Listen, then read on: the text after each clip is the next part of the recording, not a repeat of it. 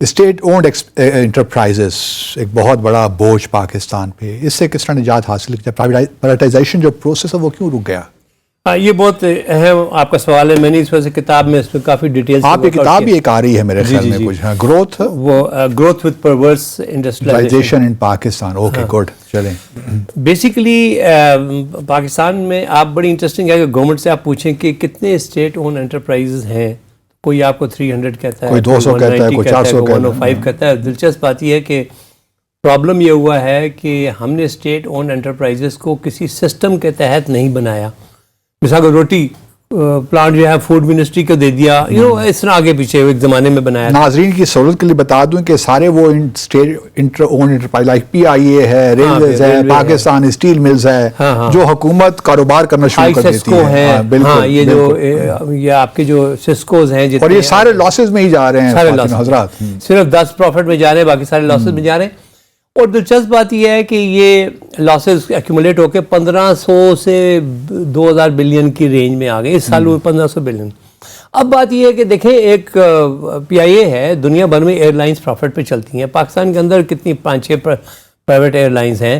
آخر یہ تو بہت بڑا چیلنج ہے نا کہ ہمارا PIA کیوں لاس پہ جا رہا ہے. اور ہمارا 9 ملین ڈائسپورا بھی ہے دنیا باہر میں, پاکستانیز بھی ہاں بالکل پریفر کرتے ہیں PIA کو یوز. جی بالکل بالکل, یہ بہت بڑا آپ نے پوائنٹ بتایا, کیونکہ ہمارا تو کسٹمر پہلے ہی ہے. بالکل, ہمیں تو گاہک ڈھونڈنے کی بھی ضرورت نہیں ہے. تو ہمیں وہ اس کے باوجود, تو اس وجہ سے سب سے پہلی بات تو یہ ہے یا تو آپ پرائیویٹائز کریں, یا انڈیا کی طرح جیسے کہ انہوں نے ایئر لائن اپنی جگہ پہ, privatize is the minimum solution. کیونکہ اس کو آپ وہ جو ہے نا اسٹرکچرنگ یا ری انجینئرنگ آپ نہیں کر سکتے. میں آپ کو ایک چھوٹی سی ایگزامپل دوں. ہم نے ایک اسٹڈی کی تو میں اس میں دیکھ رہا تھا کہ اسٹیٹ اون انٹرپرائزز کے اندر 1377 بورڈ آف گورنرز یا بورڈ آف ڈائریکٹرز کے ممبرز ہیں.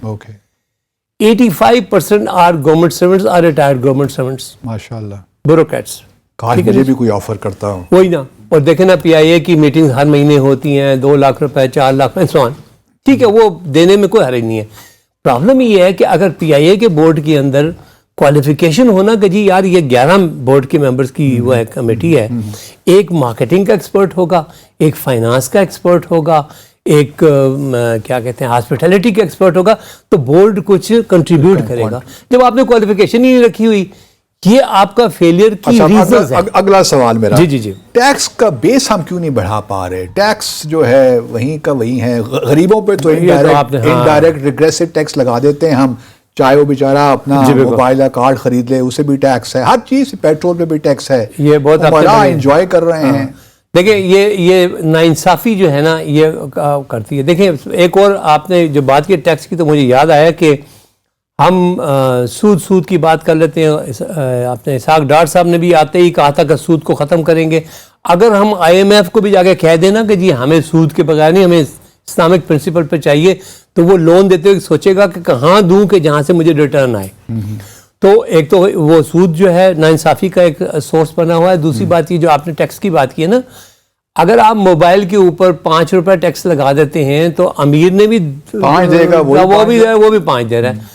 وہ 5 اس کی انکم کا پرسنٹیج کیا ہے, وہ 5 اس کی انکم کا پرسنٹیج کیا ہے. تو اس ناانصافیاں پیٹرول کی پرائس میں. اس وجہ سے میں نے ریکمینڈ کیا گورنمنٹ کو, ریکویسٹ کی بھی کہ آپ کار والوں کو, کار اونر کو وہ ٹیکس لگا دیں.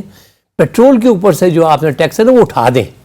جب پیٹرول سے اٹھائیں گے تو انفلیشن بھی رک جائے گی, اور غریب کو پیٹرول بھی سستا ملے گا, اور یہ جو کار اونر ہے وہ افورڈ کر سکتا ہے کہ آپ کو 5000 سے 10,000 روپے ماہوار ایکسٹرا ٹیکس دے دے. وہ آلریڈی ہاف تو دے ہی رہا ہے. اچھا, IMF کے پاس دوبارہ جانا چاہیے, اس کے بغیر ہمارے پاس کوئی راستہ نہیں ہے. دیکھیں IMF کے پاس تو جانا مجبوری والی بات ہے, لیکن ایک بات سیدھی سی ہے کہ اگر آپ, جس طرح آپ نے بھی بات کی نا کہ ٹیکس, آپ کے پاس 30 لاکھ کچھ لوگ 30 لاکھ کہتے ہیں, کچھ 22 لاکھ ریٹیلرز ہیں, اس میں سے صرف آپ 1% کو ٹیکس کرتے ہیں. آپ اگر ریٹیلرز کو ٹیکس کر دیں, ایگریکلچر سیکٹر میں آپ پاکستان کے عمراء کو ٹیکس کر دیں, تو آپ کو IMF کے پاس جانے کی ضرورت نہیں ہے. لیکن ہاں, آپ نے اگر ادھر سے آنکھیں بند کی ہوئی ہیں, ان کو پروٹیکٹ کرنا ہے. صاحب اب چونکہ شو میں ختم کرنا چاہتا ہوں, کیا کریں کہ جس ملک میں ڈالر کی قیمت ایک ہی گھنٹے میں 13-14 روپے بڑھ جائے, کم ہو جائے, عجیب تماشا لگا ہوا ہے. مجھے نہیں معلوم کہ جو اینول بجٹ ہم پیش کرتے ہیں ان کی کیا اہمیت ہے. اس کو شاید اب میرے خیال میں منتھلی بیسس پہ ہی کر دینا چاہیے، کیونکہ جو بھی اہداف ہیں وہ تو اچیو ہوتے ہی نہیں ہیں، اور پھر منی بجٹس بھی آ جاتے ہیں.